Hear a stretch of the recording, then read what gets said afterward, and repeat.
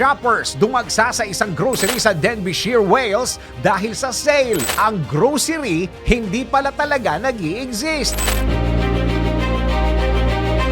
Sa panahon ngayon, meron pa bang umaayaw at nagpapalampas sa mga sale kung saan mabibili ang mga produkto sa mababang presyo? Katulad na lang ng mga customer na nagdagsaan sa isang supermarket sa Seafield na hindi naman pala nag-i-exist. Kung paano ito nangyari, alamin! Huling linggo ng December nang bigla na lamang nagdagsaan ang mga mamimili sa Aldi Supermarket na matatagpuan daw sa tahimik na village ng Seafield sa Denbighshire, Wales. Ito ay matapos madiskubre ng mga shoppers sa social media na magkakaroon ng malawakang sale sa nasabing branch. Makakatipid na sana ang mga shoppers para sa Kapaskuhan, pero ang problema, wala pala talagang branch ng Aldi Supermarket sa Seafield. Ang dahilan pala kung bakit napunta ang mga biktima sa Seafield ay dahil sa isinagawang prank na mga internet troll na paglalagay ng nasabing branch sa Google Maps. Dahil sa prank, hindi lamang shoppers ang naloko ng internet trolls dahil ayon sa mga residente,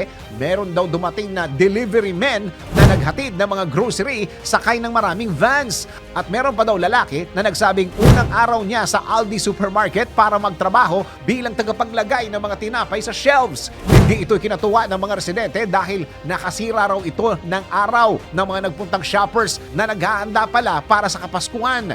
Dahil dyan, nakipag-ugnayan ng mga residente sa pamunuan ng Aldi Supermarket at matagumpay itong naipatanggal sa Google Maps nito lamang January 4. Samantala, ang German supermarket na Aldi ay meron ng mahigit 12,000 branches. Ngunit sinabi ng kanilang spokesperson na wala sa plano nila ang magpatayo ng branch sa Seafield.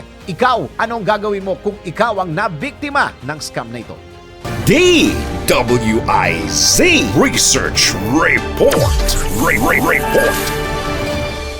Thanks for watching. Ito po ang Aliw Broadcasting Corporation stations DWIZ 882, DWIZ News FM Regional, Home Radio 97.9, DWIZ News TV at Aliw Channel 23 nationwide. Kami po'y nagbabalita ng tama, naglilingkod ng tama. Like, subscribe, and follow.